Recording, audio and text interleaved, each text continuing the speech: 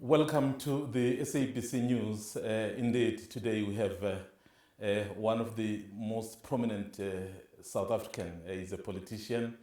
Many people have been wanting to hear from him. And then, of course, we somehow will hear from him today. With me is Dr. Mbuyiseni Ndlozi, very well known in the circles of the EFF, and then, of course, in South Africa in general. And his story really has been sought by just about everyone because of who he is, of the role he plays. And then, of course, somehow we did manage to get hold of him. Dr. Ndlozi, welcome to the SABC. Thank you. Very kind. Where have you been? I've been around,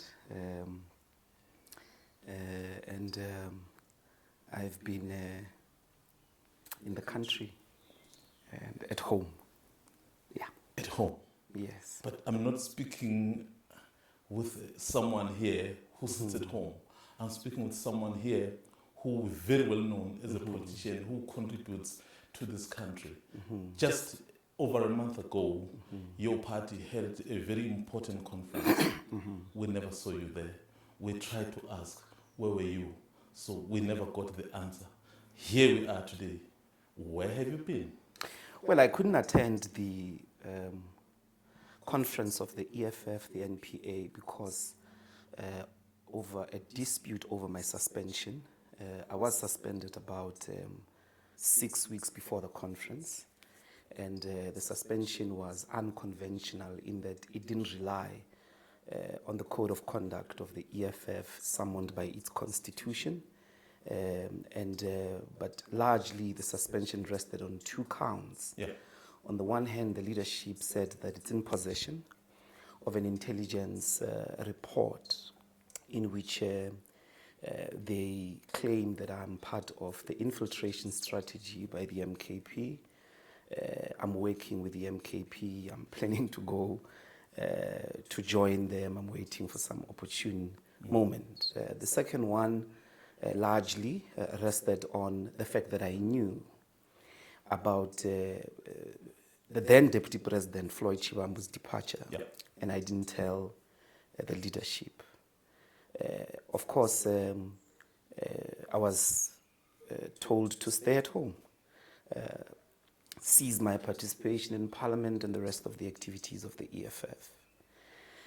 And so it was very important for me because they said that the investigation is still ongoing, and when the investigation is finished, I then would be given an opportunity to respond to these allegations. I think we can all agree these are dangerous and very serious allegations. At a later stage, the leadership argued that the report would only be ready after conference, and the matter has been referred to the leadership after the conference. It seemed fair for me to wait to clear my name in relation to these allegations so that I don't function with a dark cloud on my head or a gun on my face. As I said, we can all agree these are very serious allegations that one had betrayed the revolution, had been disloyal, and that indeed you are a double agent of some sort. Of course, I can state categorically now that I never planned to join the MKP. I still don't. I never worked with anybody in the MKP in relation to some conspiracy about my departure. And I think that whatever information they say they have was based largely on lies. Secondly, I did know about the departure of Floyd Shivambu. He did come to tell me of his consideration, and indeed I did tell him that, look, you would have to take the leadership into confidence, and he did. The idea that I should have ran behind his back and informed other people or the leadership suggests that I'm an informant, a gossiper, or a wedge driver. I am none of those. It was Floyd's decision. He had to communicate it. It was not my decision. It was his. He had to communicate it, and he did. Maybe on that issue of you being suspended, so did those investigations continue? Where are they now? What has happened? Has there been finality? Well, no, I haven't heard of anything. Obviously, the conference constituted a moment of the end of the term of office that I was part of as a leader of the EFF. And I hoped very deeply that post the conference, there would be reconsideration of these positions, in particular, that moment of natural justice, that moment of giving me an opportunity to respond to what are damning allegations from an organization that I gave my life to and that I love. But that has not come through, and I think that we can all read the room. I did, and so can any thinking person. That is why I think it's important to give the general public a closure on this matter. I will not be pursuing any of that report, because the attitude of the collective leadership is very clear. I don't think there's any interest, and personally as well, I've let it go. Yeah. So, given that there hasn't been anything that has been forthcoming in terms of explaining that, so do you sometimes, or perhaps feel you were sidelined? We remember, some of us in the media, hearing your name, that you could possibly be one of the top 6 officials. Do you perhaps think that was one way of sidelining you? Well, it's neither here nor there. I think that, you see, it's now a matter of public record that our leadership has been engaged with President Zuma as well as the MKP for a very long time, a long time ago. My count is that over the last 3 to 4 years.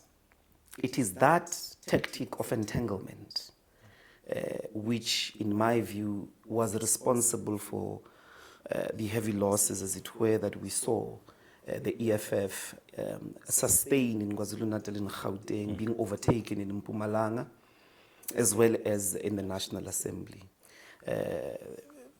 Tactics of entanglement. We had already been entangled by the leadership itself. And this entanglement, in my view, which I think it was a miscalculated tactic of entanglement, should be understood for what is responsible for what rocked us, in relation to the departure of the then Deputy President and ultimately Butali. But it's a matter of public record whether they tried to seek his endorsement, cooperation during the elections. You would recall the leadership had on many occasions said, we are one with the MKP and all of that. I think it's really that. I would hope that it had nothing to do with this or that position in the organization, but seemingly the distrust that was invited, in my view, by the departure of the Deputy President, which I think it shouldn't have, because if you accept that you had already entangled us with the MKP, such an occurrence shouldn't have to rock us in the way that it did. And I hear you speak of a collective, the leadership, but of course the leadership is led by a person. I mean, the recent president who got re-elected is Julius Malema. So he was part of this leadership that you are speaking about, of entangling you with the MK. Yes, he is part of the leadership collective. And I mean, Mzwai, these are political differences, which we must keep political. Yeah. I have rejected every invitation to make any of these matters personal. They are political. And political disagreements are part of the political evolution of any project. The revolution itself, specifically the revolution that finds its oppressive tentacles in imperialist global forces. So certainly the idea of extracting him as an individual doesn't assist. Yeah. There was a collective project of entangling us tactically to firstly President Zuma and the MKP. And once you come to appreciate what that means, And there are so many historical examples to that effect, which could have assisted you that once you entangle us, you say we're one with the MKP, there are things that are no longer possible. You couldn't say that they are enemies. You couldn't say that Floyd Shivambu is an enemy or is betrayed us, because he did not cross the picket line. He didn't join Botha or de Klerk. It's like if somebody left the ANC and joined the PAC. You couldn't cultivate a politics of anonymity. These are the political differences that I think could have been constructively dealt with a full acknowledgement of the consequences of miscalculated tactics of entanglement. You would remember, for an example, 1991 conference of the ANC, Chris Hani is elected.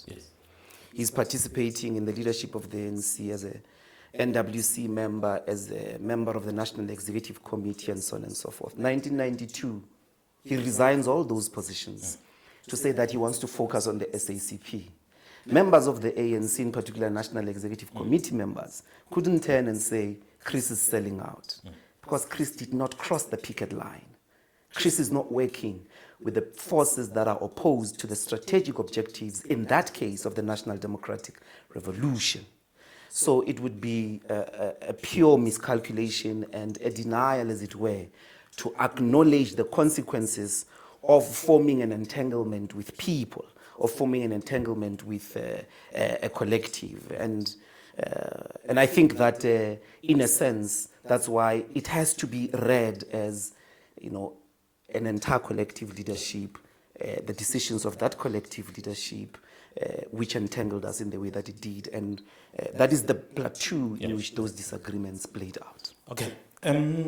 Because there was, just to conclude on this issue of you being charged. So has anyone come to you? Because remember, you are the member of the EFF as we sit here.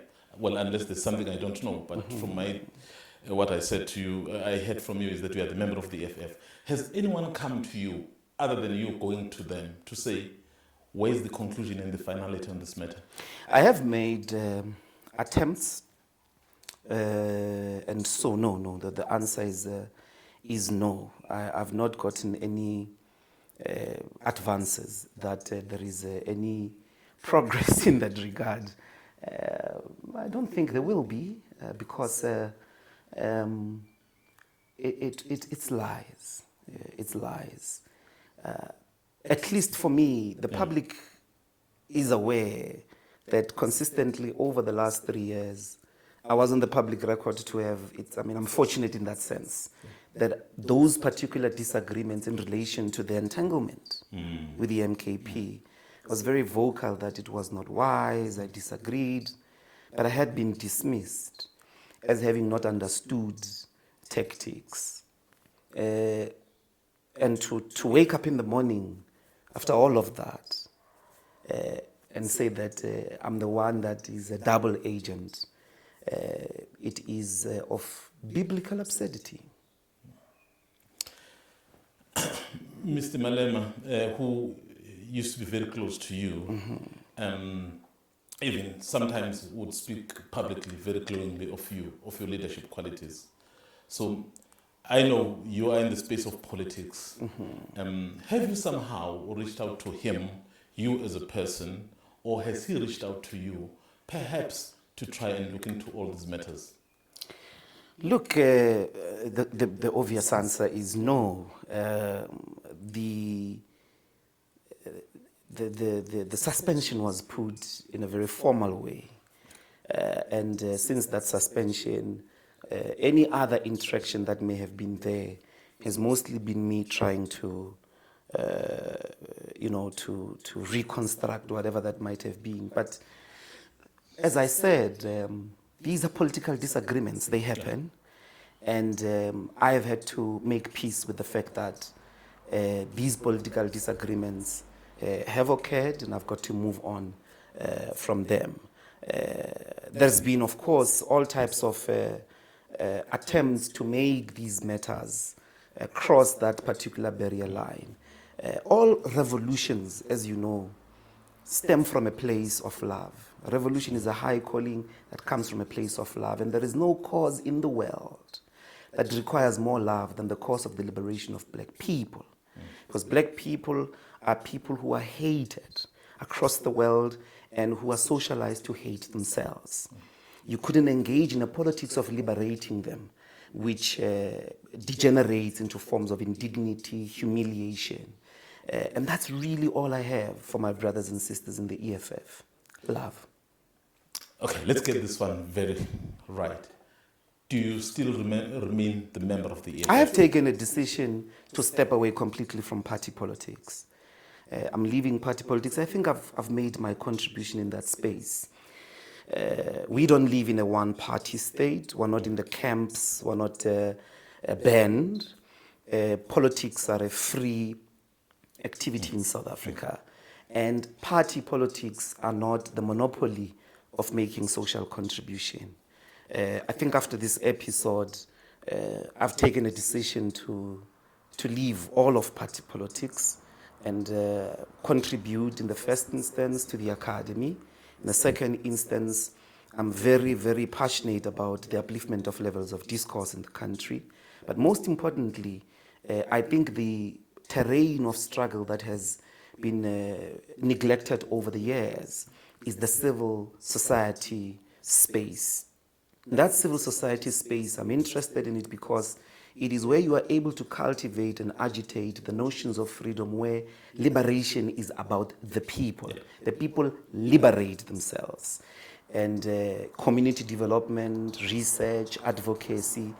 You know, it's time somebody did for the people of this country what AfriForum is doing for the Afrikaners. Yeah. I think that is the civil society space that one is having a conversation and thinking about. I'm saying that party politics don't monopolize the contribution to social change. Yeah. And I have taken a decision to step out. So, I just want to get you right. I don't want to second guess you. Mm-hmm. You're saying you're leaving party politics. I'm leaving party politics. And my question is very direct. Mm-hmm. Are you still a member of the EFF? I have left the EFF. I have left party politics. EFF is a political party. I have handed over my resignation as a member.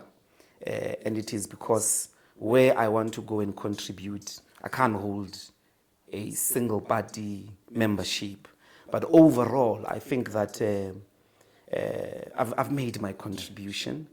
And I think that there are brilliant young men and women, old men and women as well, in the space that will continue in that category, as it were, of party politics.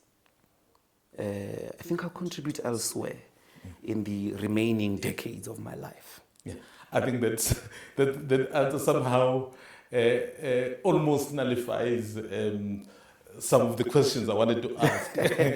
But of course, I would still ask them differently. Okay. So, how many attempts did you have when people saw that you are in some sort of a limbo in terms of joining them? So I was not in a limbo, Mzwandile. Yeah. I was suspended. Okay, yes. And such a suspension was posited as being extraordinary, and therefore it did not use the legal instruments available in the organizational constitution, which means that it was very difficult, as it were, to could have acted in any other way, because I didn't want to destroy, distract, disrupt an organization that I had spent the past 11 years of my life building and contributing to its unity, its stability, and its impact in society. I have no interest in that.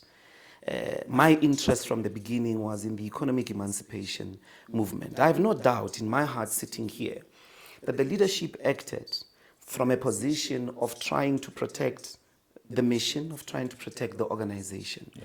I have no doubt in my heart that the mission of economic emancipation in our lifetime is still very much alive as an objective of their actions.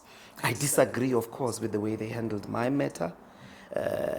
But certainly I think that the cause, and I would hope that that becomes the focus. The focus becomes the reason we formed the EFF, which is economic freedom in our lifetime. And those ideas, fortunately for the EFF, and this is the powerful achievement of the EFF, have spread. Who would have thought that the Ramaphosa will sound like Robert Mugabe, that he would read in terms of expropriation of land from the script of the economic freedom fighters? Who would have thought that those ideas would be in parliament today? When we started, they were only in the EFF. At the moment, you can count more than 4 political parties that have accepted these ideas. And that was the objective, because even though one was not expelled, I was not suspended or expelled from the ANC, we left in faith of the fact that the ANC and the establishment sought to destroy Julius Malema, to try and scare all of us, that if you raise these ideas, this is what will happen to you. And today, they have become the hegemony of progressive political discourse in South Africa. It's a great achievement of the EFF itself. I am leaving party politics, but I am fully aware, although I fundamentally disagree with how my matter was dealt with, I think that the leadership still has the best interest of the revolution at heart. Talking about President Ramaphosa, I mean, you a couple of days ago tweeted something that was quite interesting. You said, well, we were misled about Ramaphosa. I'm just paraphrasing. Yeah. We were misled about Ramaphosa, and then you started mentioning why you're saying that, because you felt some of what he is doing now is radical and perhaps progressive. So were you misled, and misled by who? We grew up in the circles of left-wing thinking, left-wing formations within the mass democratic movement. In those circles, President Cyril Ramaphosa is characterized as part of the white South Africa's capitalist establishment, and the fact that he became a billionaire did not help. And certainly, part of that discourse is that he will always act in the best interest of the white capitalist establishment. His emails in Marikana did not help, because he characterized workers as criminals, justifying the action that then occurred, the Marikana massacre. The CR17 statements did not help to find the names of these capitalists who have funded his internal ANC campaign. But who would have thought one day, I would have never bet anything. I would have, if anything, if there was anything, I would have bet against the idea that one day it would be Ramaphosa who says, you keep your America and I will keep my South Africa, to the most powerful man in the world, together with the most richest man in the world, in defense of nil compensation. Of course, from our circles as radical left, it's not enough. The Expropriation Act doesn't go far enough. Yeah. But you're not just looking at that act. There's the Palestinian matter. President Ramaphosa's government did not just say two-state solution, didn't just condemn the Gaza bombardment by Israel. It stated that Israel is a genocidal state and took them to The Hague. No white puppet acts like that. Coupled with the Bella Bill, the NHI, and all these policies have really agitated and disrupted both domestic and global white capitalist establishment, let alone the imperialist forces. It is that credit that I'm giving it to him. The thing that he has broken with that statement that day was the idea that the sitting head of state in South Africa must always tiptoe and be diplomatic around white privilege and white interests. To speak like that, he broke a specific discourse, particularly from official state, types of traditional ways of speaking. He broke it, and for the first time, he was very clear that we're not going to be bullied, we're going to transform this country. Of course, the work has to go in, that there must be action to that effect. It is that credit that I was just basically accruing to that. And certainly I think that any logical person will be able to understand that because it doesn't come out of trying to whitewash him. Yeah. What did you make of the barrage of criticism from, in the main, some of the people who used to be your comrades to say, all of a sudden you were misled.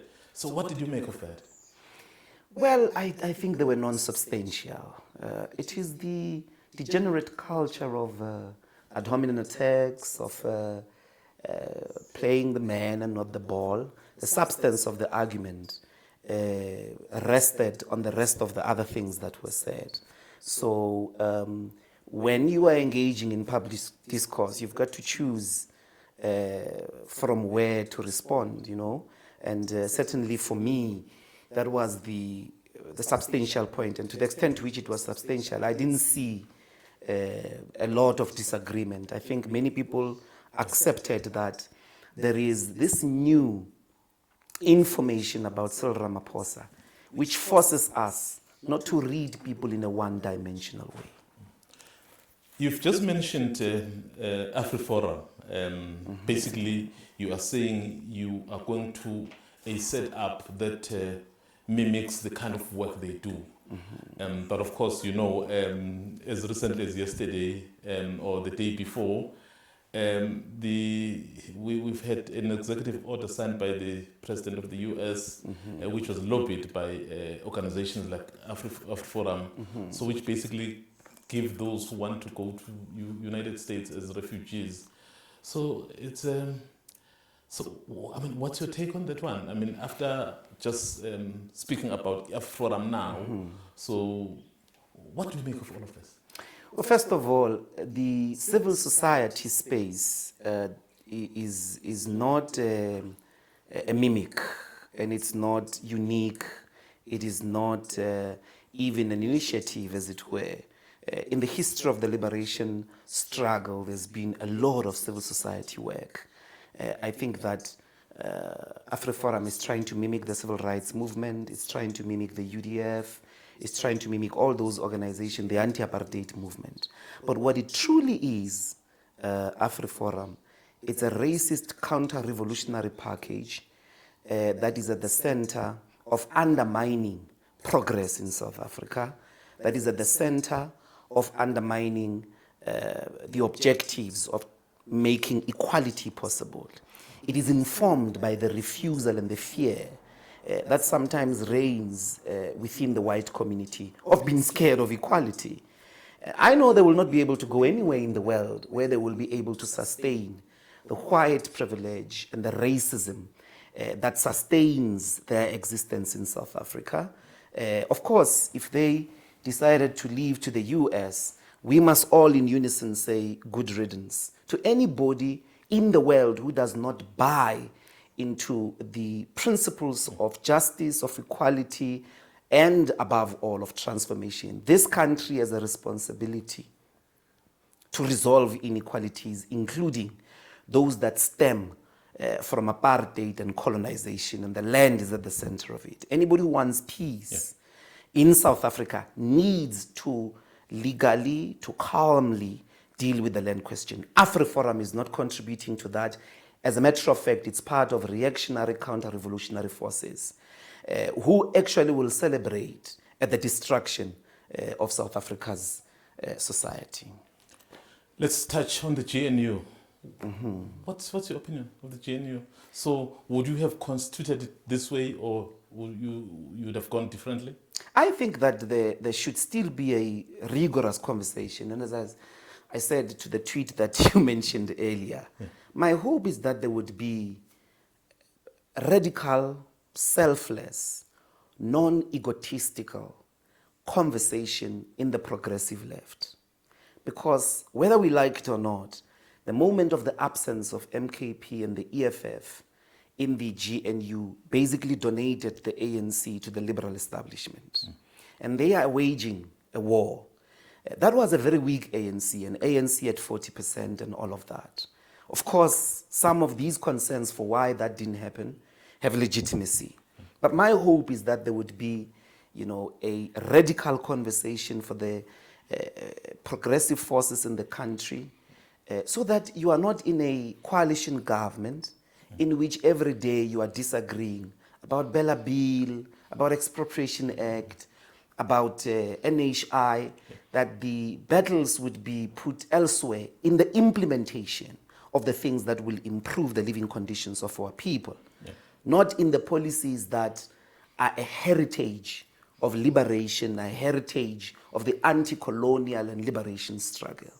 And so I look forward, I'm hoping that day will come when the progressive forces will be able to work together unapologetically to transform South Africa inside government. Well, obviously you're no longer the Member of Parliament.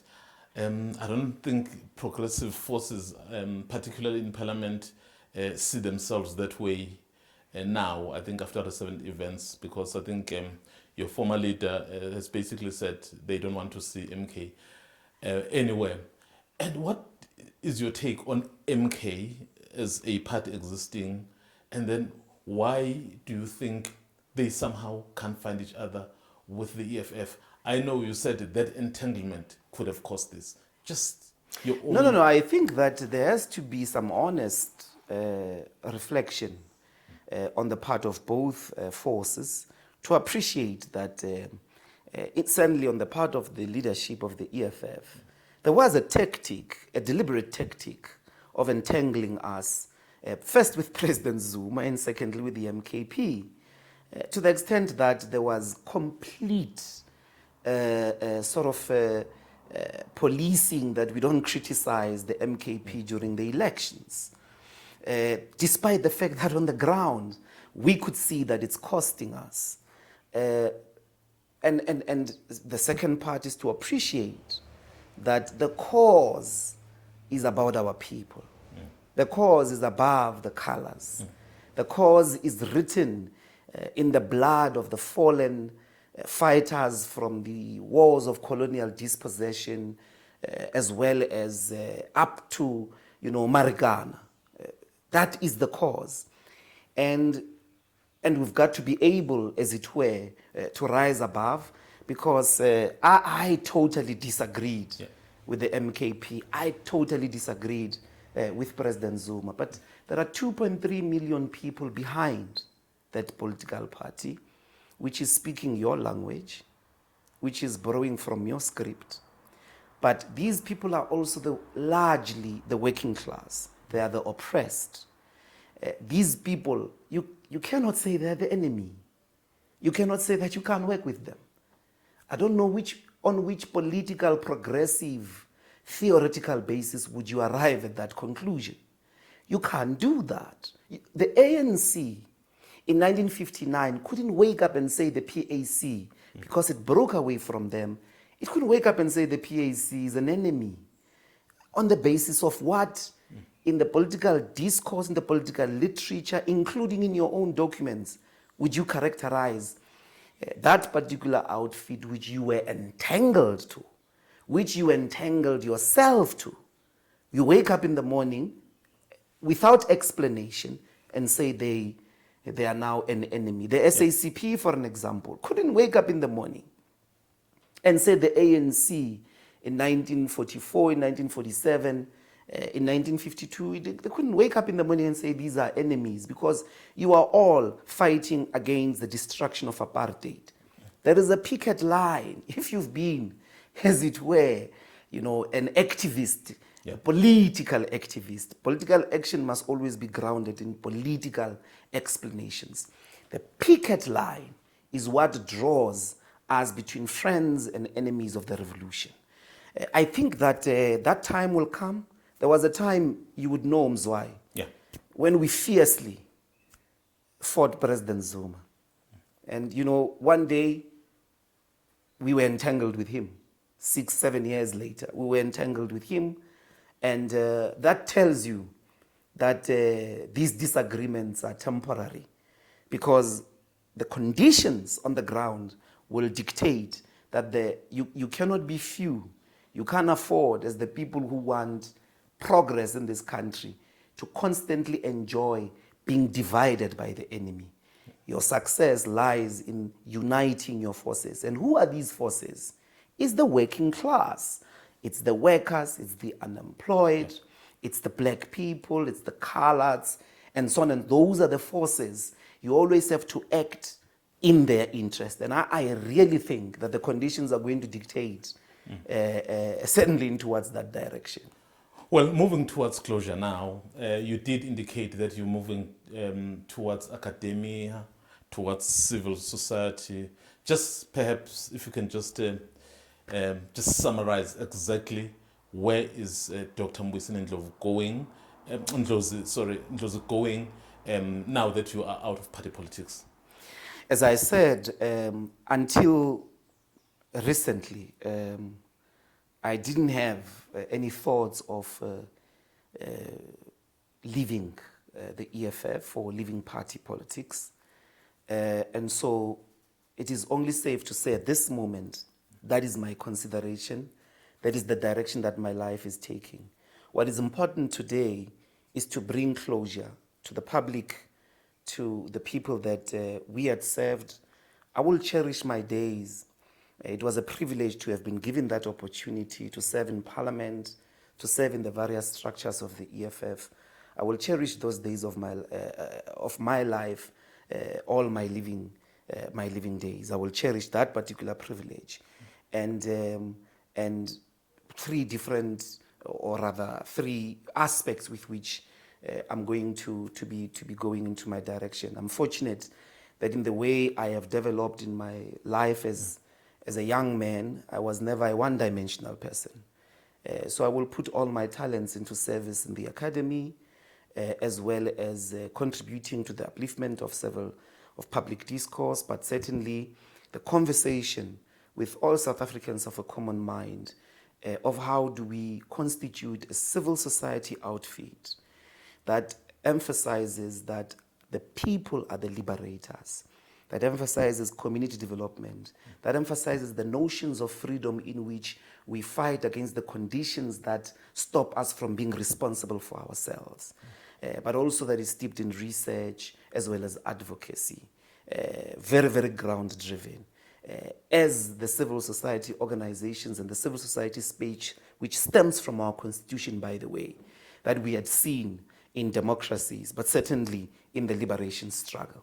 I think that space is a space that we have neglected, and is the space where even the renewal of the entire political terrain in South Africa may come from. So that's basically where I want to go put my energies. And I must state on the record that I hold nothing whatsoever personal against my brothers and sisters in the EFF. And I really wish them the best. And I wish that they could continue with the same commitment that we had demonstrated over the last 11, 12 years in advancing the cause of economic freedom in our lifetime. Well, thank you very much, Dr. Ndlozi. Thank you very much. Thank you. Well, that was Dr. Ndlozi speaking to us for the first time after not being part of the National People's Assembly that elected new leadership.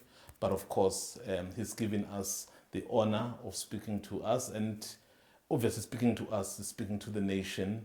And then, of course, you will decide, based on what he said, how you feel about everything.